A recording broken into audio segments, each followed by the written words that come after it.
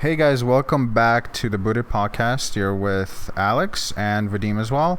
And again, we would appreciate if you guys would subscribe and like if you can. That would really be a great thing for us. I would also like to mention that we are sponsored by Quickie Print. This podcast, it is one of the best places to get business cards and pretty much any printing needs for really great prices. So, Vadim, what is our first topic of the day? All right, let's talk about teachers having sex with their students. Wow, what a topic. Right. Okay, so why don't you start off? What do you feel about it? This is a crazy topic that I never thought that would happen. I mean, I know kids have crushes on their teachers, and I'm sure I had one or two, but I never thought of having sex with the teacher. It was just, the teacher is cute, pretty. You honestly never thought of any of your teachers, you've never thought about having sex with them? Okay, fine. Yeah, okay. Maybe I was in about high to say, school. I'm like, come on. Maybe in high school, maybe in Junior college. high? Junior high? Really? No, not really. Like, you never had a hot teacher that you were thought, oh my God. Not that I can think of, honestly. I don't remember, but not that I can think of. I'm just trying to go back and picture. Okay, so you got some all the ugly teachers, but okay, all right. Well, ugly teachers and guys. So there was no guys you liked either? okay, yeah, let's not go there. All right, okay. So go ahead. You were saying. Well, it's something that is very hard to understand, at least from my perspective. Which part? Having your first sexual experience with a teacher is very weird and unorganic to me, especially because you're a young kid, and you look up to the teacher, and then boom, you're having sex with the teacher.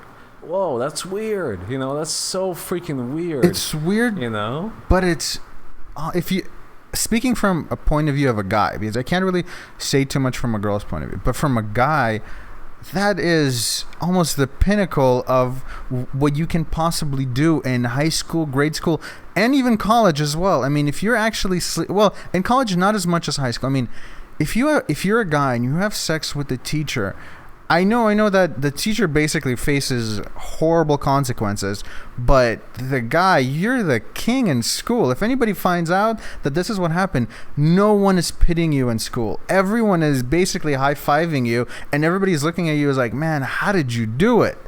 So I just think for a guy, this is like one of those things that like you only dream of, and only a small percentage of guys are able to actually witness this. Well, not witnesses, but actually be part of this. Well, it would be interesting if you can actually witness this as it's happening. But that would be kind of but the videotape guy. No, I'm right. Well, you don't have to witness it firsthand, but you're right. I mean, that's crazy. I mean, I think I've heard of a story of a woman having an orgy with her student. I think this is a recent story where it was filmed as well, and that's how she got caught. And it's just so crazy that people videotape themselves, and then either he or she or whoever was a part of the orgy or sexual act releases the tape. You know what I mean? It's just so awkward. Especially, why would you want to record something if it's illegal? Well, it's crazy. Well, I mean, it's doing something like that is pretty stupid, generally speaking. I mean, especially with all the hacks that are going on, to put anything that private and especially illegal is just crazy. But most that I heard of, they don't really record themselves. Most teachers that have sex with their students, it's not a really recording session. It's more just something they want to keep under wraps. So, but what do you think about? Let's start first with girls having students that are girls having sex with male teachers. What do you think of that? I don't know. It's very difficult. Because women are not as sexualized as men. That's one.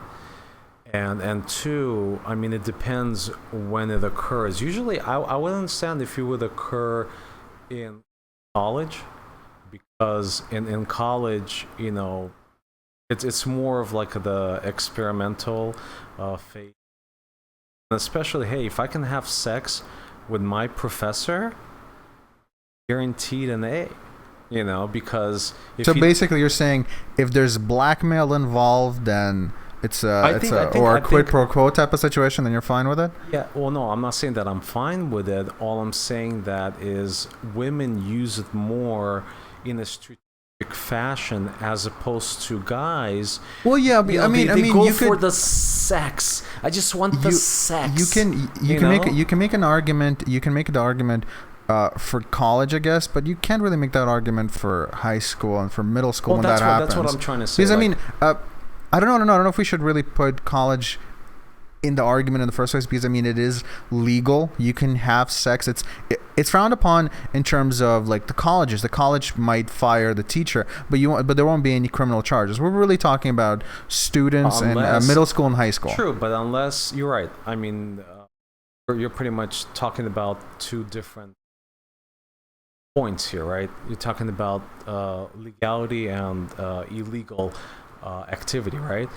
In college, it's legal, but at the same token, for example, if the student wants to claim that their professor raped her, now you have an issue there. Well, yeah, but but it doesn't really matter whether you don't have to have a teacher-student relationship. It could be anything in that respect. It could be a coworkers, and if a woman says that the guy raped her, I don't know how that's the same thing. That's a completely different. I'm saying that it's not really the same thing, but she can claim rape, and that's illegal. That's all I'm trying to say. But it is. That's not what we're talking about. Well, let's go back to junior high and high school. Yes. Are girls, having sex with teachers because they're thinking in a strategic fashion? Probably not. I don't know. That's something to me that is very, very mysterious and strange. Women, I'm sure girls, I'm saying, have crushes on their teachers. I'm sure that's the case. But does it lead to something in their mind that is sexually driven? Like they actually want to have sex with the teacher? Or is it just the fantasy of just being with them as a couple together? Non-sexual manner. Do you think under any circumstances where a girl who's, let's say she's 16 years old, are there any circumstances where you could go, okay, no, she slept with her teacher that's, let's say, just out of out of college, he just graduated, got his degree, and is teaching now. Let's say he's 24 years old, she's 16, he's 24, and they get into a relationship. Is there any circumstance where you would go, that guy should not be pursued as a sexual abuser? basically yes. To me, is there any circumstance? I'm saying, is there not all? Because yes, most circumstances, I think most people will put him 100%. But my only answer to that would be if he's actually not teaching her, and they meet outside of class, meaning like he's not even in the same high school. They just happen to meet at. But you're making a completely if it's scenario. Direct, contact where he's teaching her, and he's in the same high school, and they know about one another, and it just becomes this attraction. So wait. You're saying that you're absolutely fine with it, or not absolutely. I'm not sure how fine you are, but it sounds like you're saying you're fine with it if there's a teacher and a student relationship, except they're from different schools. They're from different schools. They did not meet on school grounds. But she's still 15 years old or 16 years old. Well, you said 16. 16. Okay. I'm sorry. 16. Only. Okay. And yet again, let me reiterate that. I'm not exactly sure why that would be any different. Because it's a huge difference. Because, what is? Well, the difference is the professor or teacher, he is in a professional environment. Okay. That's one. Two, he becomes someone that is but it's still illegal, though. Okay, that's fine. potentially preying on his young students. Do you know what I mean? But he can't be potentially praying at a party? No, not necessarily. The thing is that if it's thrown by, let's say, her family, and he happens to be there, maybe he's a friend of the family, Okay. maybe he's an acquaintance of the family, and she and he somehow they develop a relationship. But wait a second, he would have to ask permission from her parents if it's okay to date. If he does not ask for permission, then there's something wrong. I think that but I'm still not sure what you mean by he has to go through meaning somehow if there's a division between them going to school meaning he teaches there and she goes to school there, somehow there's this thing where if they live in different zip codes it's if they don't. It's unprofessional for a student and teacher, irregardless, in my opinion, irregardless. But what does that have to do? We're not talking about whether it's professional or not. We're talking about the legality of it. Yeah, should it's it illegal. right? But should it be is there any circumstance that it should be legal in? No. In okay, that that's sense, what I was asking. Well, okay, but I just wanted to clarify that there is one instance when I think that it should be okay, which is outside of the school. Okay. So a minor can date an older person if they're meeting outside of the school. Outside of the school, they are not in the same professional environment, mm-hmm. and her parents mm-hmm. or his parents are okay with it. Wait, what does his parents have to do with it? Well, he's of age already. It's either no. I'm saying no. You mean her parents? I'm talking about whether it's a male student or a female student. Right, but we're talking specifically about a female student. If we're talking about specifically about female students, then the parents have to consent to that. If they don't consent to that, mm-hmm. then But what if the parents illegal. right? But in the same circumstance, what if the parents are okay with when she's dating the teacher? If they say absolutely, she told us right away that she liked him before she. Let's say I'm gonna build a scenario, okay? Now, before she did anything, and she was the instigator in this, okay? She started before anything. She liked him. She told her parents, I really, really like him. He's really amazing. And the parents, for whatever reason, said, you know what? If he actually wants to go out with you, I give you my blessing, and it's fine. You can do that. She starts hitting on him. He turns her down at every instance. Okay, he's just doing it. He's like, no, we can't. This is inappropriate. Completely can't do it. Finally, after months of her hitting on him, after flirting and all that kind of stuff, he finally gives in and says, okay, fine, we could go on a date, okay?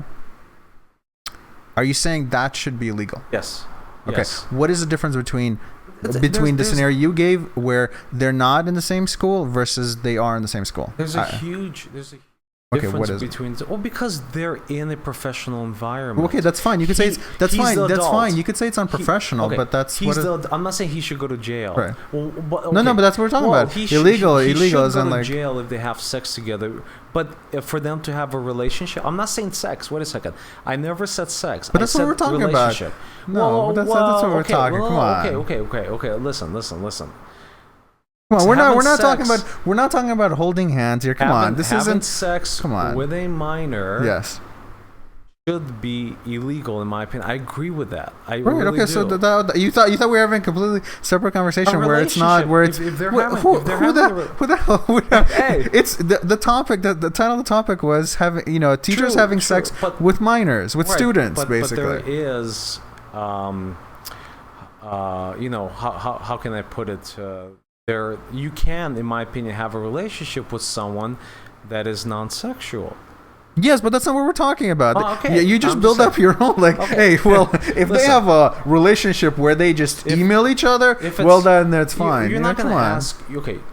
You're not going to ask your parents. Right, you ask them for a relationship, which they know means that you might go all the way. No. I disagree. Well, you're talking. No. They're talking about an older guy and a young girl. True, but that's not what they're thinking. Come on. We're talking about sex. We're talking. Come on. You're arguing semantics. Sex. You're arguing semantics here. the topic wasn't what you just brought up. It completely, like, you completely made up your own topic and started arguing it. Hey, it went where it went. But okay. No, it didn't. You brought honestly, it there. Honestly, I don't like the fact that a teacher who has all the power, right? The reason is that's for you. That's what it is. It's the fact that the teacher has power. Well, the teacher has power. He's the adult in the relationship. He's had sex before. So, but not going back. So you're okay with them having like, for example, if they don't go to the same school, or he doesn't teach in the same school and she goes to a different school, you're okay if they have a relationship but not have sex. Yeah, I'm okay with that because that's what I had in a sense. I was not a teacher, but I was dating this girl and I was 19 and she was 14 and we didn't have sex not until she was 18 years or older. So, that's fine. I have no problem. And her parents consented, so it was okay. They consented to sex? No, they did not consent to sex. Even if they consented to sex, I would not have sex with her. Because it's wrong. You're taking, honestly, it's wrong. You're taking advantage of someone that's underage, doesn't know what they want. So, you have to wait until. But you're both, the example you're giving, they're both teenagers. What do you mean they're both teenagers? I mean, they're both. You were both teenagers. You were 19. She was almost 15 at that point, if I remember correctly, right? And she was almost 15, but that's irrelevant. The whole point is she was much younger. She was immature. She really didn't know what she wanted, and taking advantage of someone like that could be equated to rape. Could be. I'm not saying. Look, listen. I'm not saying that it's rape. But if someone doesn't know what they actually want at that age, you know what I mean? They don't even have a car that they can drive, you know what I mean? They go to school, they do kids stuff, and, you're ready for sex because you're much older, but, she's a teenager, 16, 15, whatever, 14, There's a huge problem there, Okay, so then let me ask you. Okay, let's change things up. What do you think of I want to say teenagers and female teachers? Do you think the same argument goes for that, or do you think it's any different for them? Yes, male students and female teachers. I don't think so. I really don't. I don't see. I'm just curious. In these cases, do you think that it's actually the woman that is going after the student, or do you think it's the male student that's going after the teacher? I'm pretty sure if I had to guess, because I've never been a part of that, but if I had to guess, I would think it's both. I would think there's cases of where the student was actively seeking the teacher, and I'm sure there were cases where the teacher was seeking out the student. Well, it doesn't make it right in either case, in my opinion. Okay, but again, you're in a professional environment. Okay, and that's gonna happen, especially in high school, right? You're gonna have male students that have a lot of testosterone. A really cute teacher. They supposedly fall in love with her, which is really more of a sexual. It's sexual innuendo. It's happened. They just reviewed an article. There was a story where the teacher actually went to jail for it and stuff like that, and they're still together. They have kids together, and that's a freak show. They just that's I can't. Strange, no, it is strange, absolutely, but. It has happened. So I'm saying, to your point that it doesn't happen, it does. No, I'm not saying that it doesn't happen. Okay, but pretty much it's still wrong in either way. You know what I mean?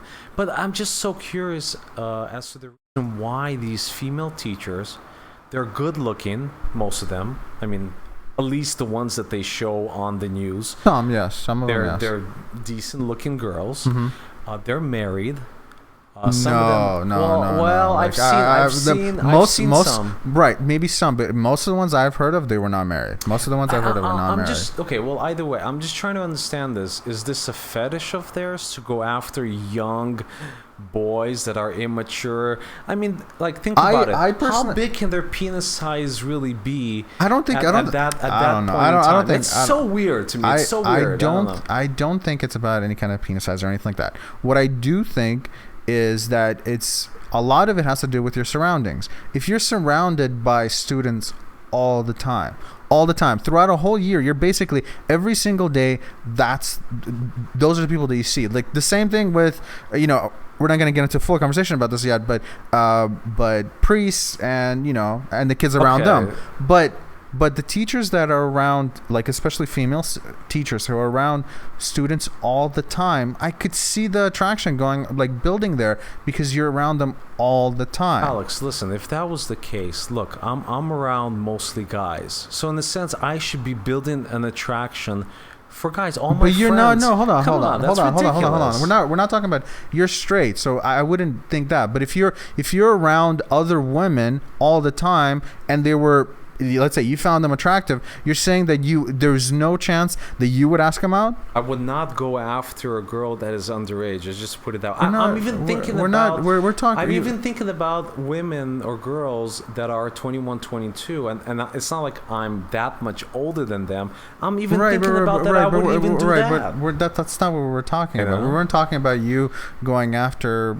You already did that once, so okay, I did it once, but it was because I was 19. Okay, let's get that. Right. Okay. That's fine. Okay, but women going after younger men. I mean, the thing is, again, as I said earlier, I completely disagree with you that this should even be a legal matter. I think that this is. I think that the fact that if the kid, I mean, they're basically doing it to protect kids. But if the kid in no way gets hurt by this, is happy, is gratified that he's actually getting sex, he is viewed by his peers as a great, amazing guy, there is no problem that I see that the teacher needs to be, labeled a pedophile, needs to be put into jail. She needs to, learn her lesson or something like that.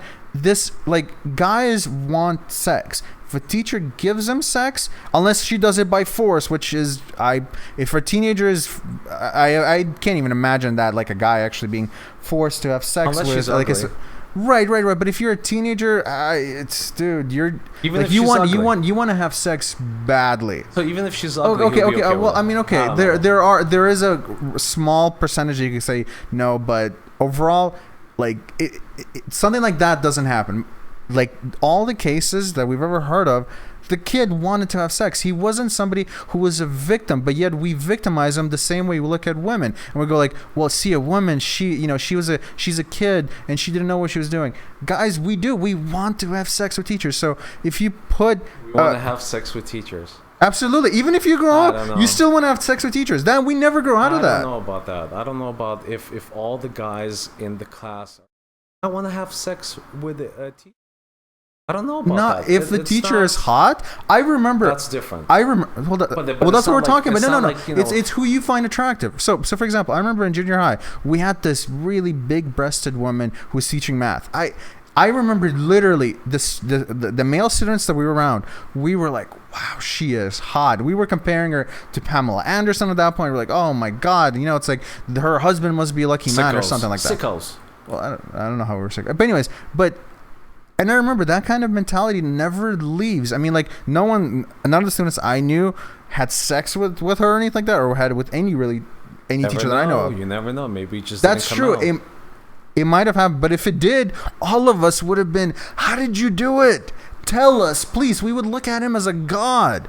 If he actually slept with that woman, no one would be like, oh man, I know you probably have to miss school because how are you going to live with this? But how could she even enjoy it? I don't understand how. We're not talking about enjoyment because there's a different kind of idea to that. But we're talking about, should it be legal? And I think there's two cases, because women, I feel like yes, that should be illegal. When it's a guy going after a girl, it's a double standard. Yeah, absolutely. I completely think this is a double standard. The same way as double standards exist all around us. Yes, this is a double standard, and I think when a guy doesn't get hurt by this, what? The legal system cannot. I know it doesn't. Again, we're talking about hypothetically. I'm not making laws, and you're not making laws here. I should be making laws. Right. I think you'd be fired very quick. But anyways, I'm saying that if you're a girl and this happens to you and stuff like that, I could see a lot of people going, she could be forced, she could be manipulated, whatever the case is. But for guys, we are going through our prime in terms of our teenage years. We are horny as hell, and if a woman gives it up to us, especially a teacher, it doesn't hurt us in any way. I mean, you can make up scenarios where right. Again, that's what I was about to say. You can make up a scenario where it hurts you minutely. Oh yeah, well, what if she had a disease, or what if this? Blah blah. Yes, you can make up a bunch of scenarios, but they're absolutely minute. Majority of the time, you are the king of the school. You are the happiest guy in the fucking world, and you just I literally do not see a negative side to this. Let me ask you this question. You believe in no legal ramifications for... Yes. Okay. But what about fire her? The school fire her. Could she get a really? raise? You're could she actually get a raise? Thinking about this, could she right? get a raise? Get a raise? Are you insane? She did something great. Really? So okay. I'm being, your son having sex with a teacher? Oh, 100%. You're insane. 100%. You're insane. 100%. You are insane. If anything, I probably high five him. Oh man, you are insane. So you're insane. So let me ask you: if your son, for example, your hypothetical son, if he were to have sex let's say he's 16 years old with his teacher, his hot teacher that you thought was hot too. You're saying that you would go, oh man, I'm gonna have to take him to therapy so he could recover from this situation. You should understand that I should have sex with her first, right, and then we should discuss. Exactly. And then we should discuss if he should have sex with her. If I approve, if I like what I saw and what happened. Exactly. No, but honestly, I think that it's unhealthy. Okay, you're in a professional school. Unhealthy? What is this professional thing? We're talking about. You are there to learn. And you know how much that kid learned. That kid learned much more than any other kid in the class. Listen for a second. If this was sex ed, okay, then it would be completely different. Okay. Hey, why can't you have both? Why can't you have both? You could have both. But what I'm trying to get at, if this was sex ed and it was approved by the parents, then I could at least understand that, okay? But that's the thing. You know? If you have both parents, the mother won't understand that. The father usually will understand. The father will go like, "Hey, go ahead." But the thing is, I mean, that's not really a feasible thing where they're like, "Oh yeah, the teacher, if they wanted, they could have sex with my child." So pretty much, you didn't really answer my question because I interrupted you. That's fine. So you feel, and I'm just trying to see if I understand your point of view on this. You feel that the teacher who's a female that commits a sexual act with a student in the same school should get a raise. So she should not be fired. No. I was being sarcastic about the raise. I do think that, seriously speaking, I probably do say that yes, she shouldn't. I don't know if she should be fired, but she should be maybe written up for it. Really, written up for the fact that she was doing something unprofessional. That's as far as I go with it. But I don't think it's a legal matter. I don't think it's something that even the school should, like. First of all, I don't believe that when a business. I don't believe a business, when you're working at a place, that if you have sex with and I know this is a different scenario. Completely different. You're right, but I'm just saying, I'm just giving the overall picture here. I don't believe that if you're working in any place, that they should be able to tell you who you should date or who you shouldn't date. Speaking of this, since I feel that it's not an legal act for a female teacher to have sex with a student, because of that, I feel the same way. Looking at those two things, I'm like, she shouldn't get fired for that. If they go like, hey, we don't want this to happen regularly, then that's it. This is anarchy, man. This is what you're proposing. Is Anarchy? In the school. Anarchy. Do what you want, female students. when you want. Wait. So female teachers having sex with students. That's anarchy. Oh my God! You're allowing them to do what they want sexually. It's ridiculous. It's preposterous, man. You're insane. You sound extremely conservative. Where it's like you can't do it, but. When I was saying that there's no actual like anything negative that happens to a kid, there's really no argument to that. I disagree. I mean, there could be negative aspects. No. This, Do not make up the 1 in a million scenario, but make up a scenario that actually could happen regularly. Well, what if he's attracted to female teachers and that's all he can have in his life? Again, I literally just said don't make up that 1 in a million scenario. Make up a regular scenario that can happen on a regular basis. What if she dumps him? Okay. He can't get over it. What do you mean? Everybody gets over it. He's psychologically fucked. Oh, after come that. on, come on. We all, everyone gets over the first time that they're with somebody. It would happen with her, or it would happen with somebody else. It still happens. At such a young and tender age. Oh, come on. It happens all the time. It happens. It does happen all the time. Because you do get girlfriends when you're 15, when you're 14, and stuff like that. So the idea that it never happens to you unless it's a teacher. Yeah, but you're making it seem like this is something that it's healthy, that it's normal. I'm not saying that it's normal, but I'm saying that it is healthy. Healthy? No, I don't think so. So again, having if you sex at such a younger but they're having age hold on a second. Healthy. Hold on a second. Kids are having sex now at that age. I'm not talking about like if there's a 10-year-old. We didn't go like to elementary school and start talking about that. Maybe, what if this is happening? We're not talking about that. No, and we never heard of it. But so let's say that this is happening because you brought it up. Let's say that this is happening in elementary. But so we're you not. would be against it. No, but wait. But we're not, though. That's the thing. I've never heard of that scenario before. So you're asking me something that doesn't exist. Oh, no. Wait a second. You're saying that this doesn't exist. No, it doesn't. Just because you haven't heard this I've never heard of it. No, ever, anywhere. So I've never heard of it. Okay, just because you have not heard That's why. Yes. On the news. Because don't say, who's talking about this on a daily basis with you, regular people? No. So no, anyway, I'm saying so just anywhere. Because you have not heard this on the news that it's not happening. Right, exactly. Really? Yes, teachers. Wow, we're talking about the specific case where the teacher is having sex with a 9-year-old that can't even get it up. That could happen. But they can't even get it up. Hey, you don't know what they're doing. I mean, it may not be. It may not even be on. penetration. You're making your like. See. I asked you. I literally no, but we're talking about sex. We're talking about fondling. But fondling, that's the same thing. No, that's not the same thing. Oh, please. You think first base and sex is the same thing? Okay. It's a sexual act. Yeah, but come on. Touching a little bit, tickly, whatever. It doesn't matter. It's still a sexual act. It's not sex. It's part of sex. It's not sex.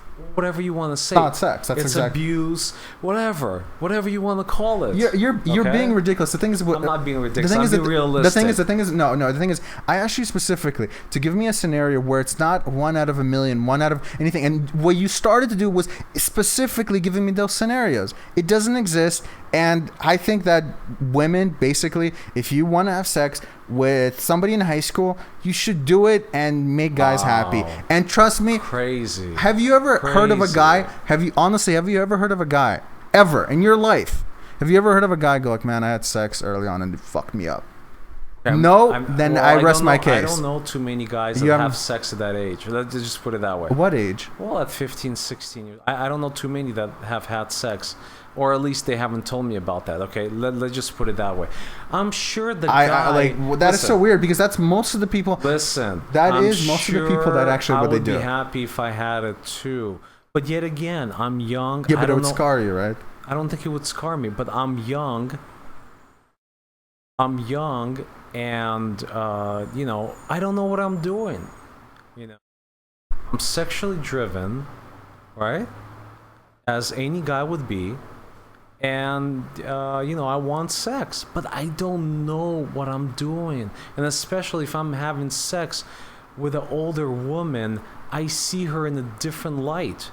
I see her as someone that knows much more than I do about life, about the subject that she's teaching me, about sex, and then I fall in love with her, and then all of a sudden I find out that, you know, she's in jail because of this act, and it's my fault. Think about the trauma that could happen within yourself. You know, you feel bad about it. Wow, that is that is such a crazy point of view to look at it. That's like realistic. You know, no, it's not. That's not realistic. Real life. You literally had the best experience of your life to that point.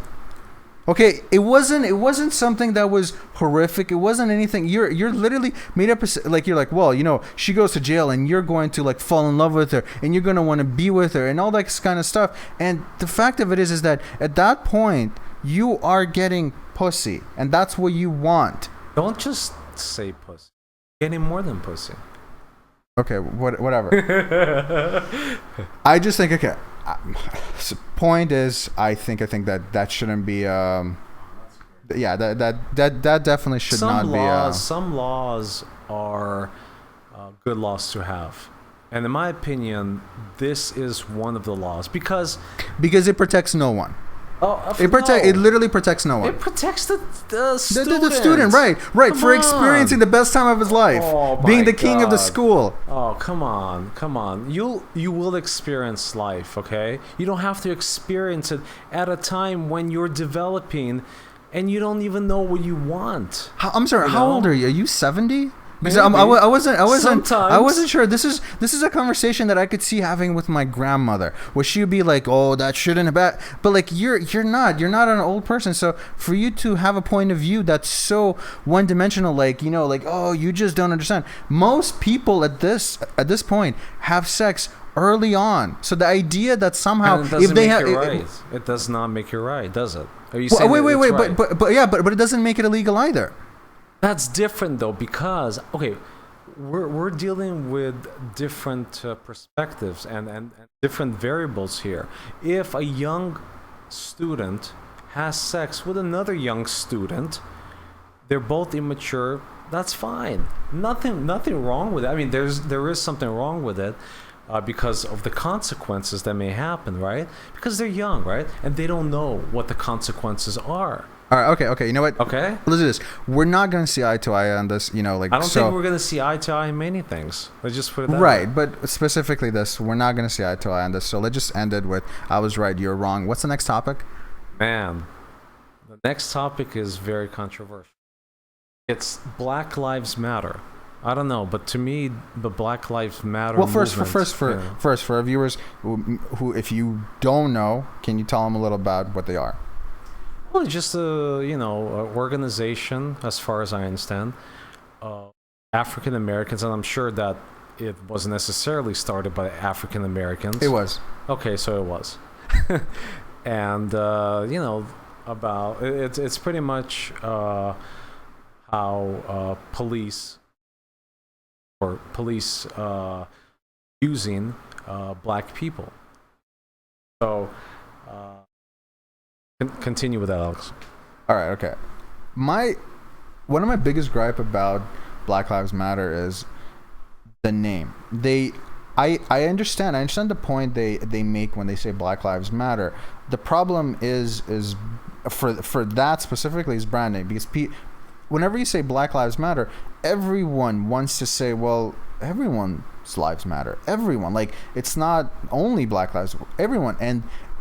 And then you get the whole movement of Black Lives Matter basically going, oh, you don't understand, you're a hypocrite, you don't understand, and you're called basically a racist for saying things like all lives matter. What they should have done for them not to be looked at as this weird fringe group is just add one word and say Black lives also matter.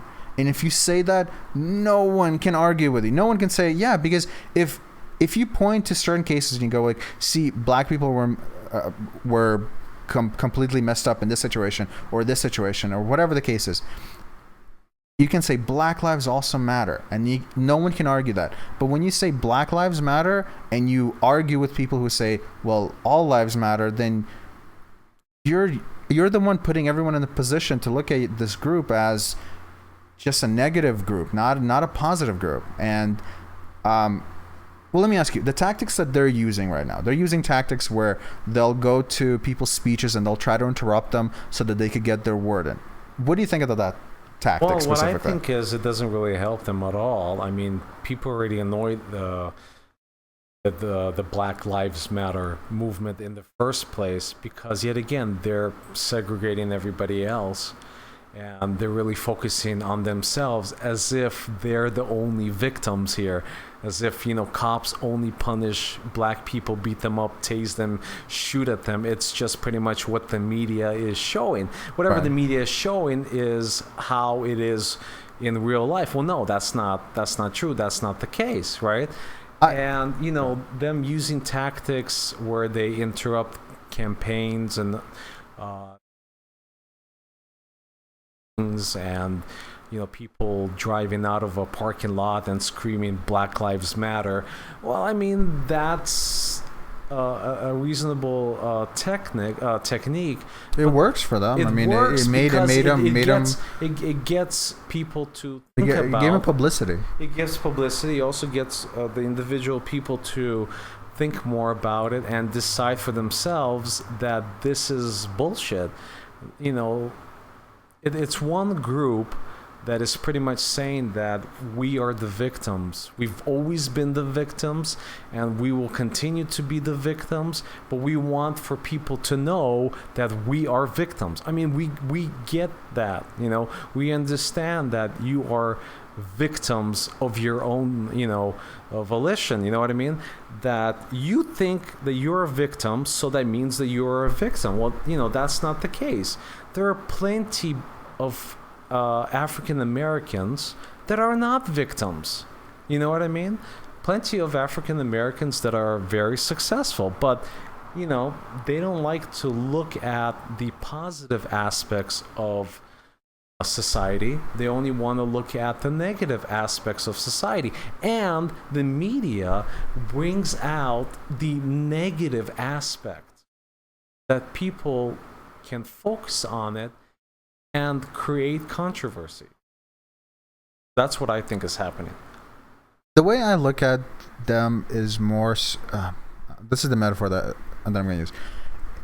They sort of seem to me like, for example, if there's a boat in the ocean and you're on the boat, or in the boat I should say, and there's a small leak to the side of the boat, and there's a huge gusher that's right in the middle, and it's just water's coming in from that small little leak, and water's coming in from the middle of the boat, and you go, well, I need to close up, so I close up the leaks. But you start with the small one. You go, I'm going to close that one up. And you put your pinky there. I'm going to close that one up because that's where the focus needs to be. Well, obviously, the focus is where most of the water is coming from. And the way I'm looking at this is this way.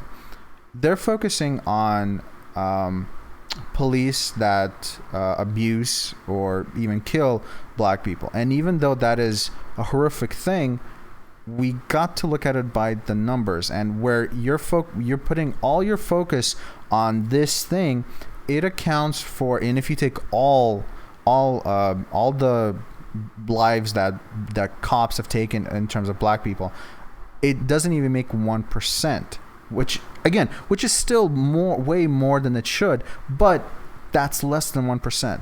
Over 90% of all African American deaths come from other black people killing black people. And the crazy thing is not to look at the biggest percentage, but look at the smallest and go like, we need to stop this, but not look at the other side.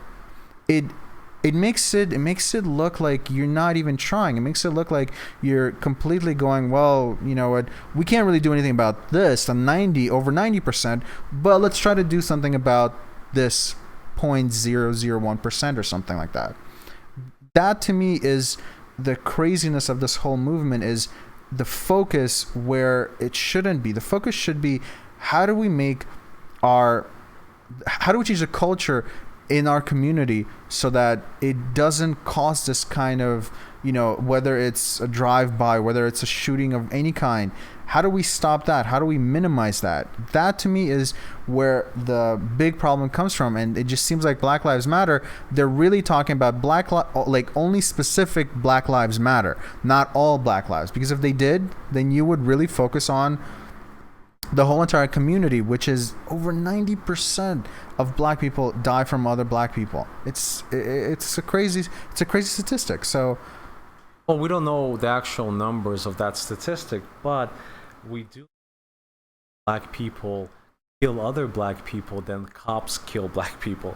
So I mean that is a fact, and you can research yourself. I'm not exactly sure what the difference was between what I said and what you just said. No, I'm agreeing with you. I'm agreeing with your point that more Black people kill other Black people versus cops killing Black people. They just rephrase what I said? I'm just rephrasing what you're saying, okay. and I 100% agree with you on that. It's interesting.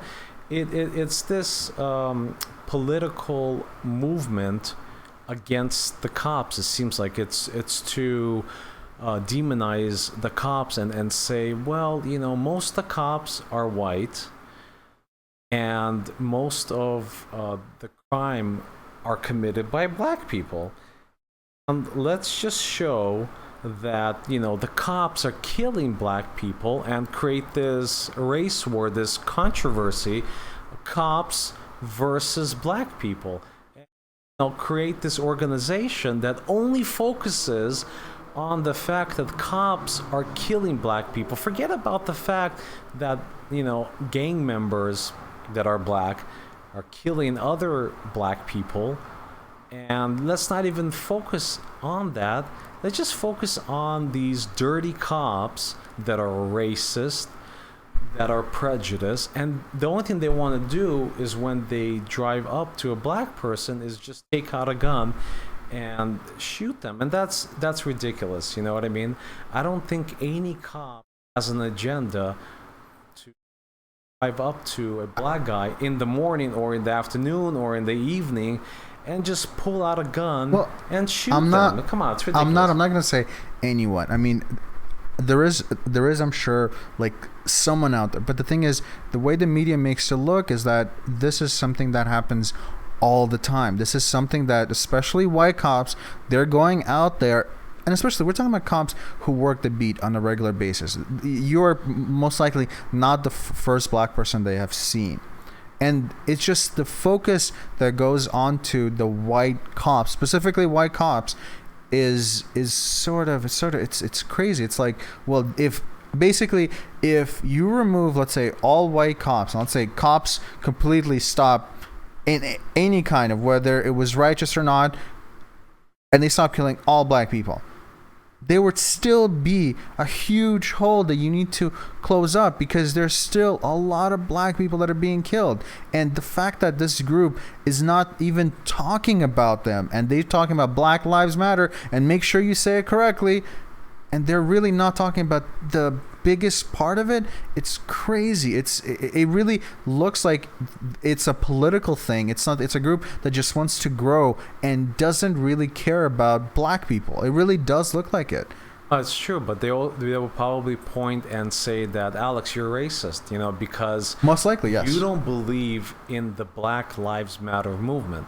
So there are a lot of white people that actually do believe in and actually support it blindly without even thinking about the fact that, wait a second, we have Mexicans, we have Puerto Ricans, we have so and so, different ethnicities, Asians, why are we talking about them? Why really is it only the Black people that are being oppressed? Are you telling me Mexicans are not being oppressed? I mean, Mexicans are in gangs too. Mexicans kill people, you know what I mean, as well. And, it's just this movement because Black people are the loudest voice among the minorities. So, let's build an organization that deals with Black lives. Forget about any other life. Black Lives Matter, but in all honesty, when you really look at the core base of the Black Lives Matter, they really don't care about black people.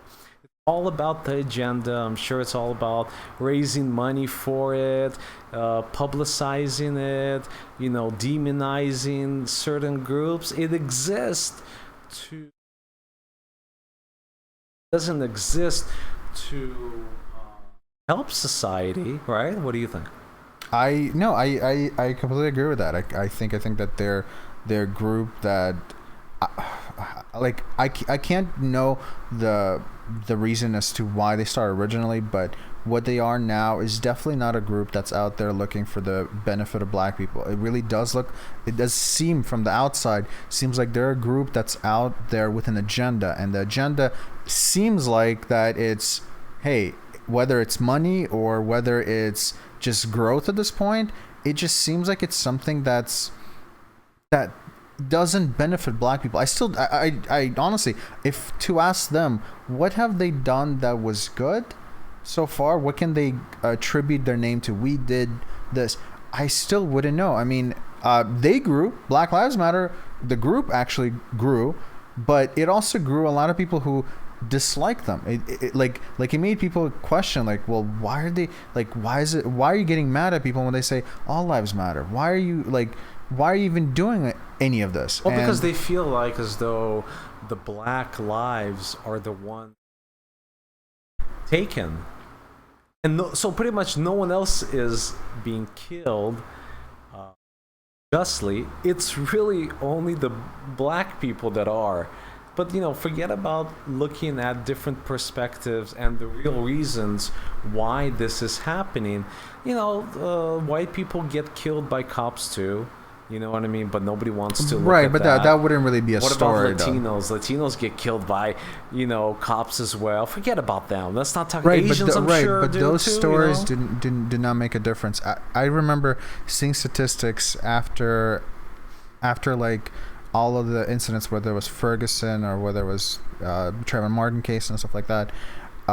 There are the statistics in terms of like just if you take a look at individual cities where 7 black people were killed, 10 black people, and just we're not talking about the United States. We're talking about like individual cities where those same days there were like a bunch of black people that were killed by other black people, and none of those came up. Why? What made those cases different? Is it because there was a white person there?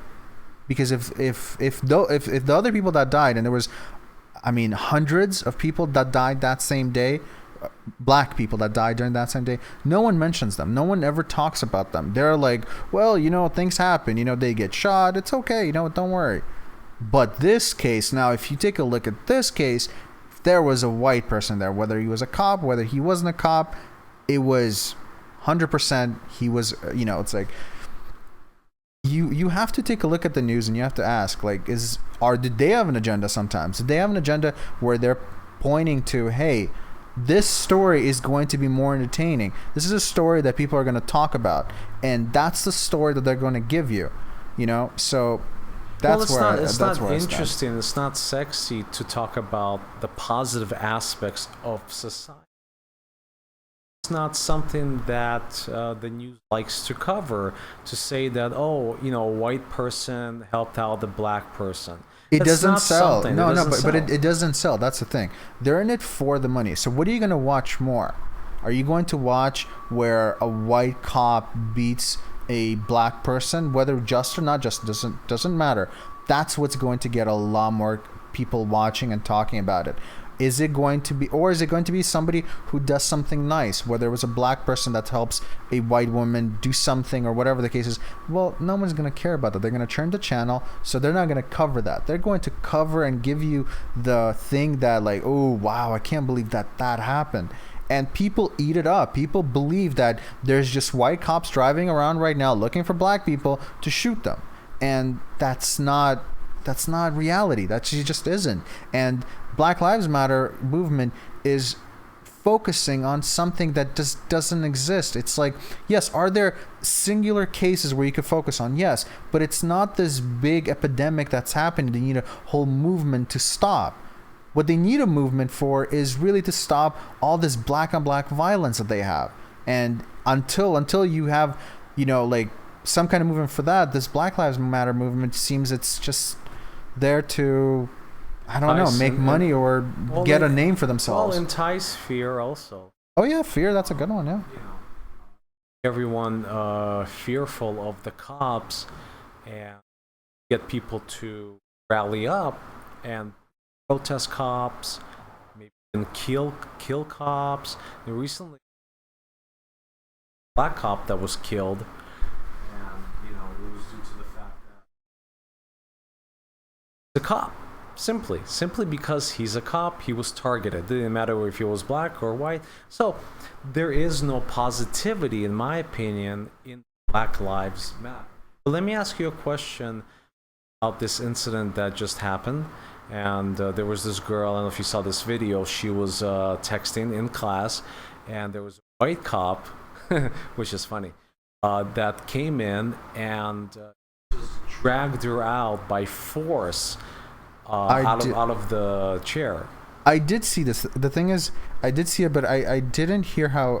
I didn't exactly hear that was the exact case. I'm not sure who's right or wrong on this, but how I read it was that the teacher was the one who actually told her basically to stop. She said, "If you don't, I'm gonna call the police." Then he was called to take her out of the classroom because she didn't want to leave because the teacher already told her. And but he did wouldn't. it so violently that I just felt you as a cop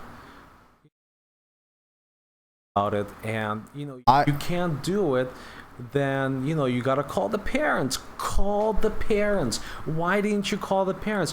Why do you have to forcefully drag someone in such a violent manner? That I did not I did not agree with that at all. The thing is, not in every case you can.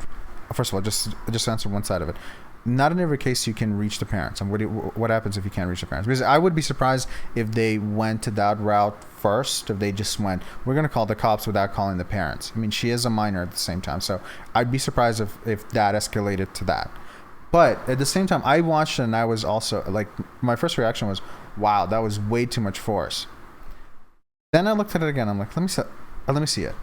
And the one thing, and again, I don't know anything about this case particularly. I don't really know the guy all that well or anything. But at the same time, I asked myself, okay, so if I was him, okay, I was called in, okay, I'm not part of the school. I can't tell him what needs to be. But I was called in. I have to remove the student from the classroom. She's interrupting class or whatever the case is. I have to remove. Okay, she's sitting by the wall. She's sitting in one of those school desks where it basically locks you in. So if he pushes her to the side, she most likely will hit the wall with her head. If he tries to pull her up, then her feet will get stuck and you basically are lifting her and the desk together. So I'm thinking, if I was actually trying to get her out of there by force, if that's my job, if I have to take her out of there by force, I don't know if I would have done it so much differently. Maybe not as violent as he did it, not with like as much force, but would I have done what he did in terms of he flipped the desk on its back, not on its like the actual front, but on its back, and then slid her out basically?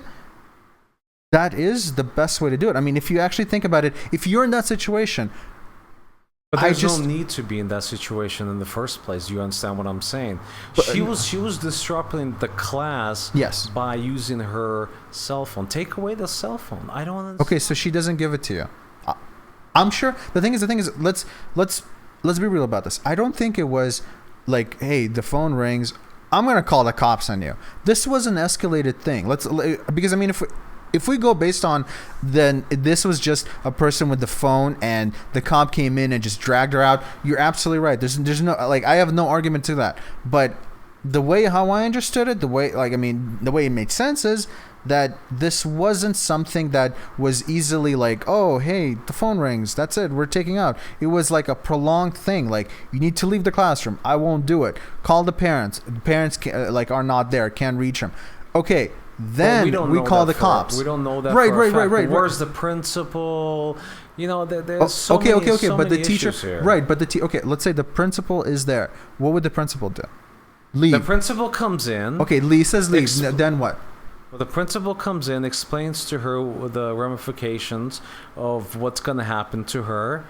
Right, you try all your avenues to get to the solution without actually calling the cop. And you know what? That's fine. You call the cop, but the cop also, does rational, in my opinion, should not be dragging a student like that. Just be fine.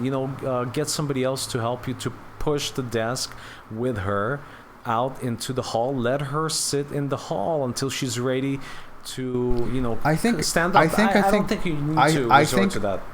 I honestly think you're using this whole thing that it's like you're not in that situation and you're looking at it from a perspective. Well, you're not in that situation either. Right, exactly. And what I said was, when I was looking at it the second time, I said, let me put myself in that situation. Let me try to imagine if I'm in that situation. But as a cop, you don't need to do that if you know that there's a potential of someone recording you.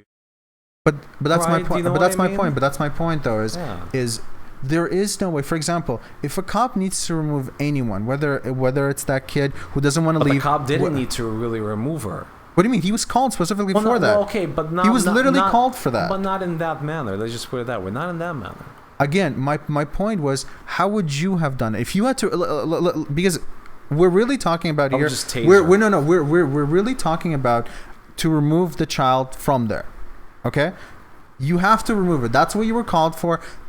You're as a cop have to. That's your thing. You have to remove her. How would you yourself? How would you have done it? I would have taken her cell phone and told her that I would smash her cell phone on the ground. She said that's fine. I don't think that she would. No. You're making up a scenario. No, because you're changing the scenario, because my scenario is simply you have to drag her out of there. How do you do it? We have to stay on topic because I am. It's in relation to her cell phone, okay? So you take away her cell phone, and if she doesn't stand up, you tell her, I'm going to smash her cell phone. And I guarantee you that she will go. But again, we're talking about the fact that he used too much force in taking her out of there, right? Exactly. So that's what I'm asking you. How would you have done it? I'm telling you how I would have done it. No. You changed up scenario. You said, I'm going to take your cell phone. No, you... But the question is, why is she under arrest? I don't have no clue. Why would she be under arrest? Come on. Actually, if I heard that right, I think they were saying something about charges against her. Charges? Do not ask me. Do not ask me. Do not. See, I actually think that there's part of it that you didn't read, because I read a little bit. No. I think both of us actually don't have all the facts. So that's why we're talking about the things that we know happened. You're talking too many things about that you don't know that happened. So I'm like, the scenario that we're talking about is if he used too much force or not. So I'm asking you a simple question. Do not divert it to something else. Do not talk about something else. How would you have, if you need to drag somebody out of a classroom like that, she's in that situation, she's sitting by a desk, how do you take her out of there? I'm asking. That's literally the question. And I already explained to you changed the scenario. I would find someone to help me, okay?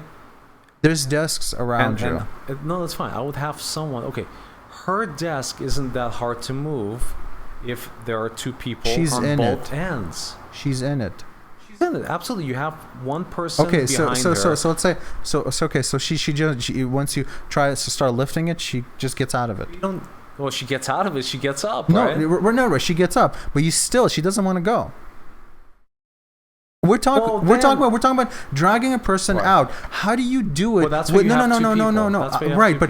But how do you do it without, like, for example, if somebody is videotaping, okay? If somebody is actually has a cell phone up and stuff like that, and they're recording this, how do you do it where it doesn't look like it's a violent thing that you're doing? That's what I'm saying. You have a second person. Holding her. So she's like moving. She's struggling. She's yelling. Okay, if she's already struggling and yelling, and her hands are moving everywhere. Well, but I didn't see that. I did not see that. Right. Okay?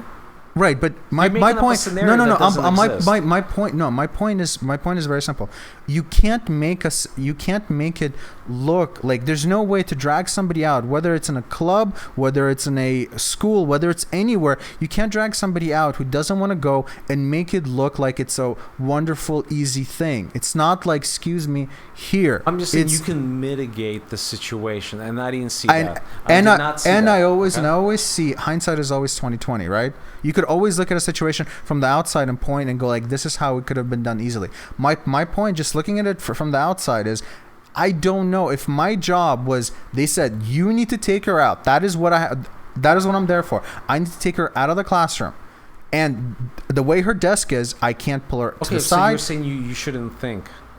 No. Just do. That's what he did. He really didn't think. He just that's did. my point, is that he did. Why didn't he call for backup?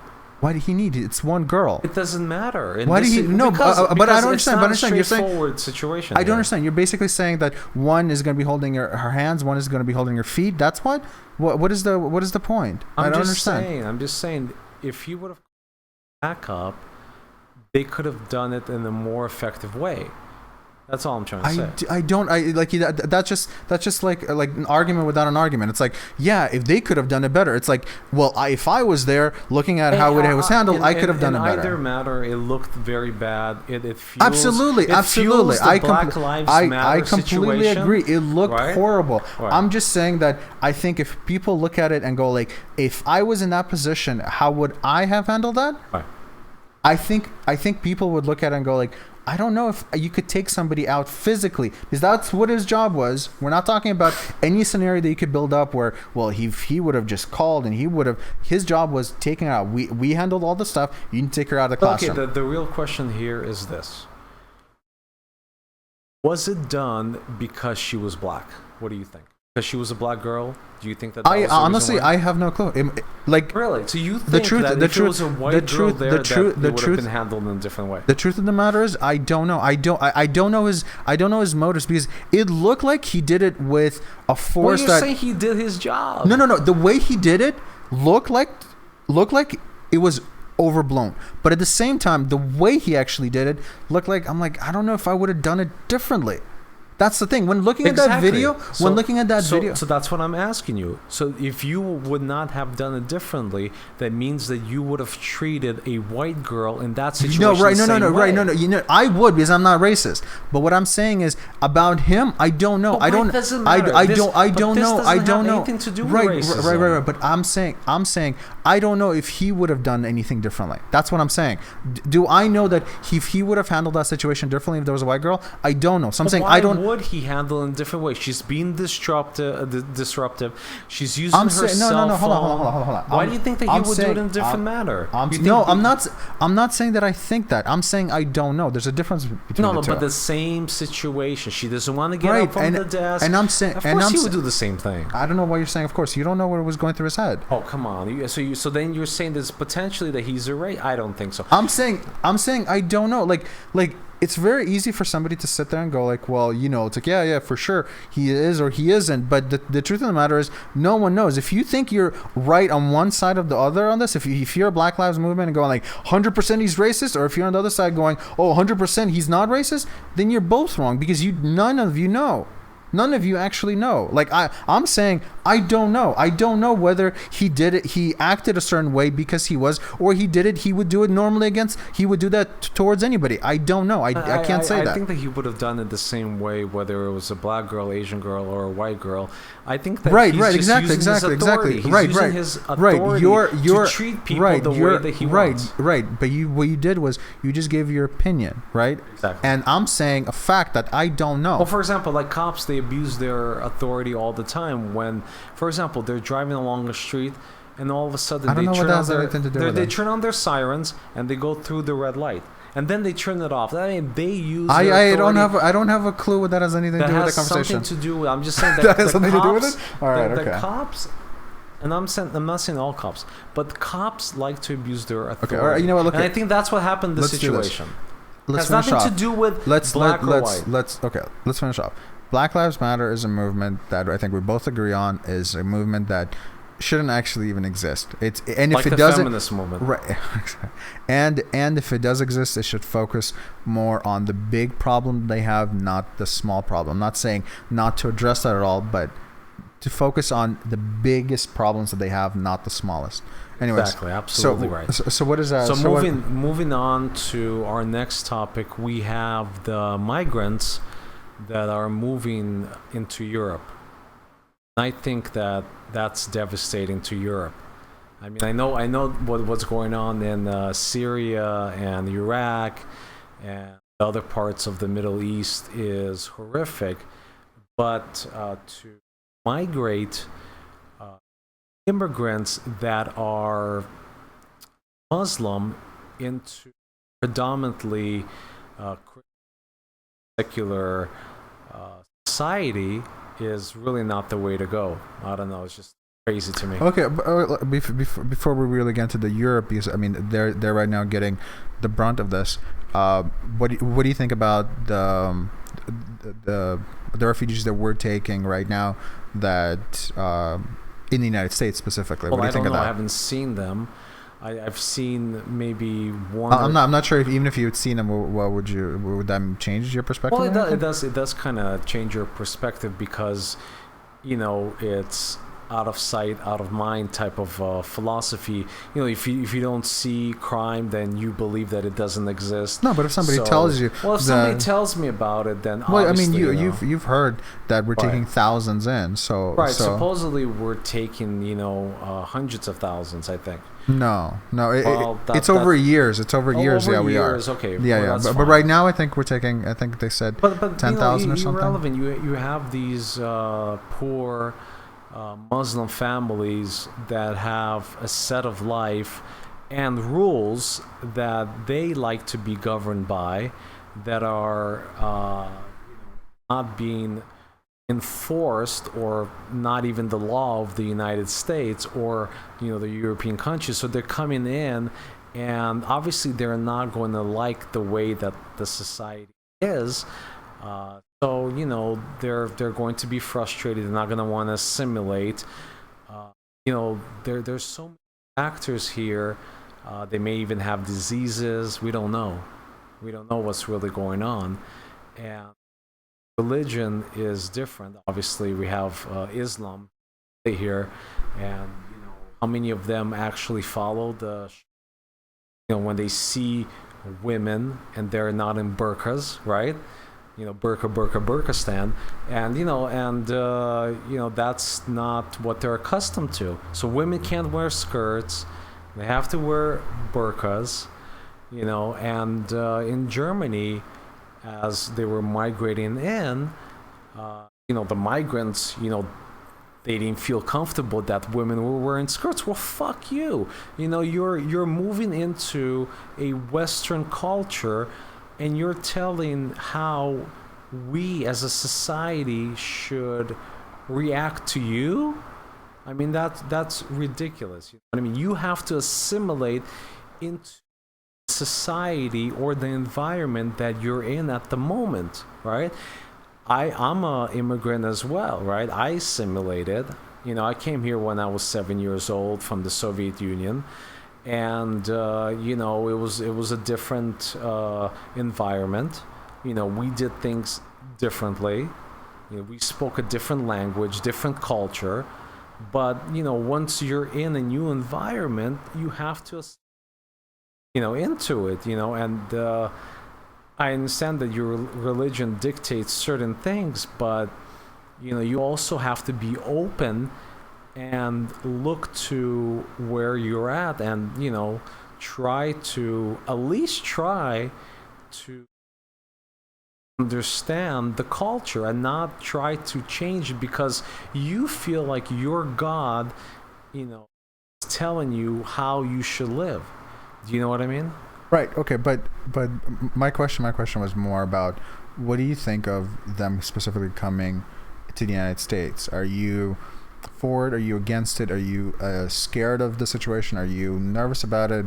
What are your feelings about that? Not more so about. Well, I know that terrorism is going to increase by default when you really think about it, and I'm not saying all of Syrians or Arabs or Muslims are terrorists, but there are people that are not gonna like the society that is around them. They're gonna want to change it, and they are radical just based on the doctrine of Islam.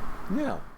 So again, going back to, what do you think about them coming to the United States? They shouldn't be here. Let's just put it that way. But none of them. Simply that. But it's something that the U.S. government did. The U.S. government. Well, not only U.S. government, other governments as well. Right, but the U.S. government, started the bombing of Syria, the justification for removing Assad from Syria, and now us, the middle class, whatever is remaining of it, and the poor has to deal with it. Why are these immigrants being moved into the areas that we live in? It wasn't our fault. We didn't sign a petition for bombing Syria or other Middle Eastern countries. Why don't these migrants move into the rich areas of the dictators of our society? You know what I mean? Why are they being pushed on into our areas? You know what I mean? If I'm not. Well, I lost you there. You're basically saying that they should be moved to Washington or something. Why don't the rich people of the United States, since they really feel bad for what's going on? Rich people? Yeah, because the rich people. They didn't make that decision. The rich people give money to politics and politicians. You know what I mean? They're the ones. Yeah, but they could be completely opposed to this. Not every decision, whether you give money to politicians or not every decision they make is something that you have to go like, oh well, since. Okay, well, not all of them, but why are these people being forced?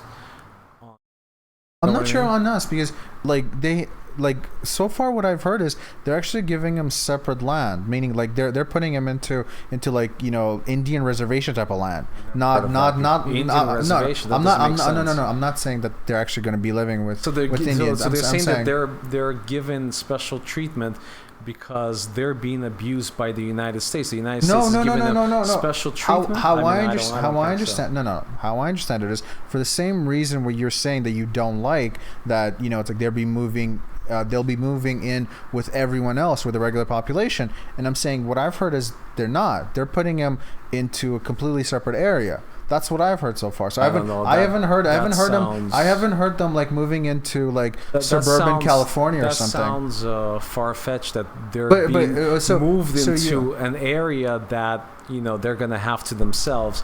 It just becomes unbelievable. I'm not saying that it's gonna be let's say that that's the case. Let's say that that's the case. I mean, who's really supporting them? Is it really rich people who don't pay taxes? I'm not exactly sure what where the rich people came from. It just doesn't make sense. Well, I'm really talking about the ultra rich people that actually do have influence on politics in the United States, right? So they believe in bombing, Syria and other countries, so that they can have access to their elements, you know what I mean, to the sources for oil or silver or whatever other type of resource, right? So they believe in that, right? But then yet again, when it comes time to take in these immigrants, right? But no one has been asked for it. Huh? But no one has been asked to take in. Who's covering the tab? I mean, it's the United States that is supplying them with facilities, right? I think when you're talking about rich people, it seems like you're talking about maybe one or two people that you're thinking about, but you're not actually saying their names. The 1% of the 1%. Yeah, but you're basically saying they're the ones who did this. They're the ones who took him in. They're the ones who started the war. They're the ones. Exactly. Absolutely. But But anyway, what I'm trying to get at is the fact that somebody's covering the tab for this, right? It's not free. Of course, the same way as every other country's doing. Right, but the way Okay. We know how this works. We know that like the responsibility the United States has for the war. We know that other countries are taking people in. We know that we're taking people in. We know that we have to, like, yes, we're taking them in, and like every other country, the government is going to cover the bill for the people that they're taking in. So that goes without saying. We know all these things. The question is, should we even be doing it? Should this is Well, we shouldn't even be bombing Syria in the first place, right? But it already happened. It's not something like it's still happening. By the way, yes, it is. So they should stop doing it. Do you agree with me on that? Yes, I do. Okay, all right. I do. I think. I think United States should stop. I think there's enough countries in there that should be able to take care of their own stuff. Exactly, absolutely. Right. But that doesn't change the fact. I mean, you're sort of focusing on, well, there's rich people on this side, there's this on this side, but you're sort of not focusing on what the situation is right now. The situation is right now, there's these people that are coming over to the United States. There's these people that are coming over to Germany and all of these other countries. And what should be done with them? And you're sort of going somewhere else. But simply this. We should not let them in. That's taken to Saudi Arabia. Okay, and if they obviously are going to say no. That's their that's up to them. You know what I mean? Because we know that they're humanitarians. You know what I mean? They're obviously the best country in the Middle East, right? Right. They obviously. only behead a few people a day, as far as we know. Right. But for them not to take even a single person in, to not volunteer, not take in their own people, because they're Arabs. Saudis are Arabs, and so are Syrians. They're both Arabs. Just because they may have, a different religion doesn't really matter. There isn't one country in the Middle East that wants to accept these refugees. Turkey doesn't want them, right? I mean, they're Islamic, right? I mean, the religion may be bad, but I think the politics of the Middle East is even worse. I think that's a problem that overshadows the religion itself. But why should we take them in, right? I mean, Saudi Arabia is bombing Yemen. You know what I mean? They're also doing damage. They're not going to be taking in refugees coming from anywhere. They don't want to have anything to do with that. And we have to take them in. It's ridiculous. It's not like our economy is great. It's not like we're the only ones that decided to bomb Syria. It's ridiculous. Okay. To give a different perspective here, because I'm more on the side of I'm sort of unsure. I'm not like you're 100% seems like on one side, screw them and let them go back, or not go back, but put him outside of Saudi Arabia and just let him stay there and until Saudi Arabia decides to kill him. I'm more kind of like the pictures that I've seen, at least the few videos that I've seen. We're talking about families with kids and stuff like that. And whenever I see that, I'm like, it's hard to be as like, okay, just get them out of here. But at the same time, I do see the points you were making. Like I'm not disregarding them. I do see them, and at the same time, there is a really good chance that out of the thousands of people that we're taking, thousands of people that Europe is taking, that there is going to be someone out there, like some terrorist attacks that will come out of this, because they most likely do have implants, or even if they don't, there's going to be some kids who are going to get a little older and go, hey, you know what, I believe actually in the other cause, not the guys that took us in. And it becomes a very dangerous thing. It almost becomes like it could be a time bomb or it could be nothing, and that's where I'm sort of not sure, because when I see the family, I'm like, it's hard to say don't take him, but when I look at it logically without feelings, which is it's a difficult thing for humans, but when you look at it logically, you see that this isn't a good deal for us. This isn't a good deal for Americans. This isn't a good deal for Europeans. Puts everyone in a position where this could really bite us in the ass. And I honestly, like, without trying to like having an ego or anything like that, I really don't know what the right move here is. I like the only thing I could possibly think of is to take them but constantly monitor them and wait until a time, and again this is all hypothetical, but wait until a time where you could send them back. But again, if that could happen, I have no clue. I don't know if it's something that's doable, and I'm sort of on both sides on this argument, so I really don't know what the best solution is. Well, some of the migrants have said that they would love to return to Syria, but really, I mean, Europe, the living standards are much higher. In the United States, the living standards are much higher. So after some time, once you get used where you're living, you're not going to want to go back. That's such bullshit that you're going to want to go back I completely agree with you. Syria. Do you know by any chance, is Russia taking anyone in? Because I haven't heard of that. No, I don't think Russia would want to take them in.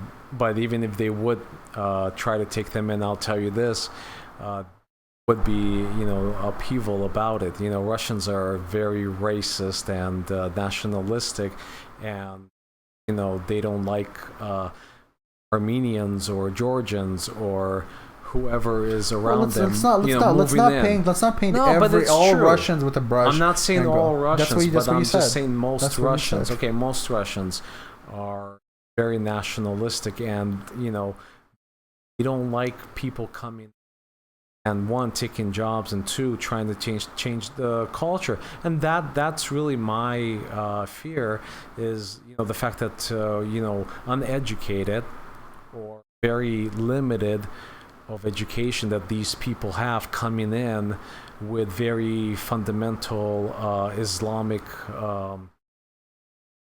religious thoughts, you know what I mean? They're going to want change. We don't know how many we're going to take in, what's going to happen in the future.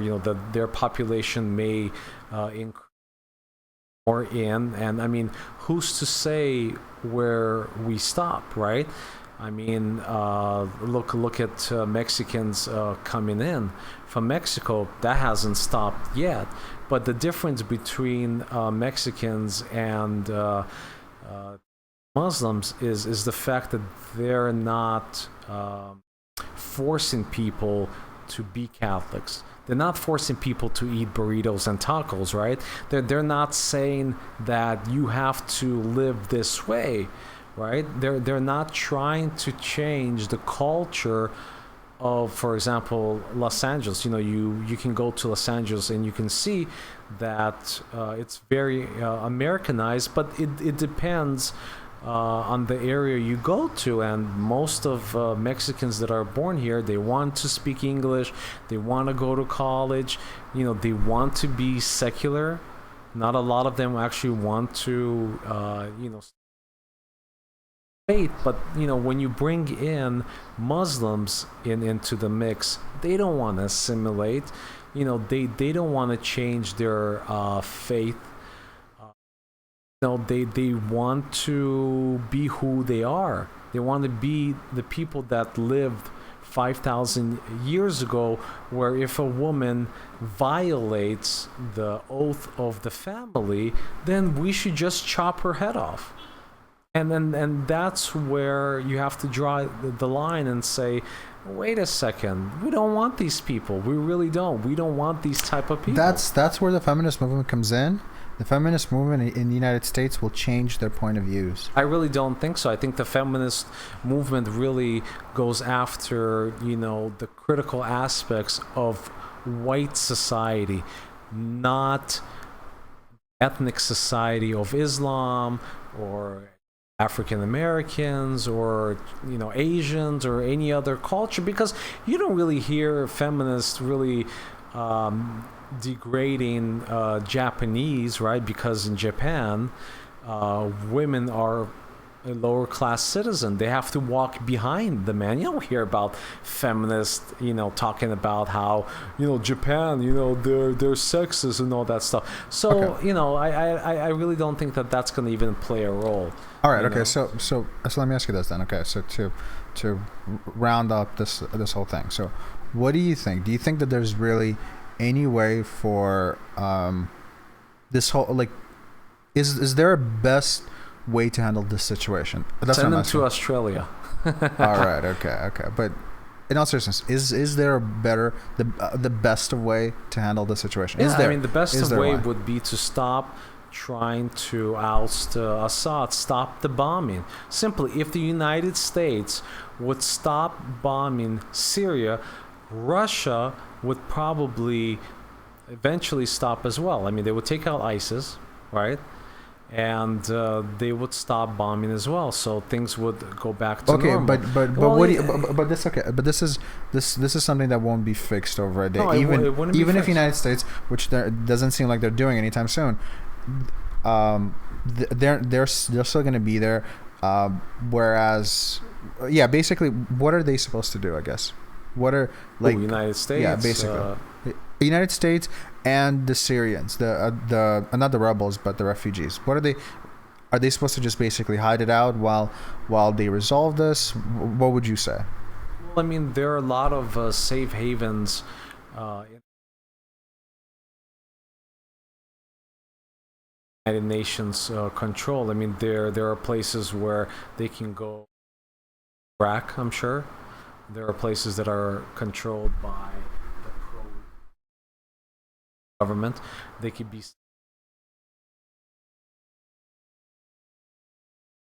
Don't see why the United States can't negotiate something with Saudi Arabia. The United States can negotiate something with Turkey.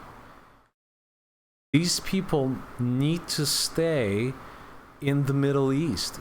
They're comfortable within the Sharia, right? Or the Islamic law. Let them be where that's something that is, practiced, right? So they need to stay in the Middle East. There are many havens in the Middle East that are just as good as the United States, right? Right. I feel like, again, I'm more on this topic where I'm not really on one side or the other, because I see both arguments on the side, and when looking at a family, I just can't really say send them back, but when thinking about it logically, I just don't see it another way. But anyways, what we're going to do is we're going to wrap it up. Thank you guys for joining us on our second podcast. If you guys can, we would really appreciate you guys liking and favoriting our video and subscribing. And again, this was brought to you by Quickie Print, where you can get all your printing needs done.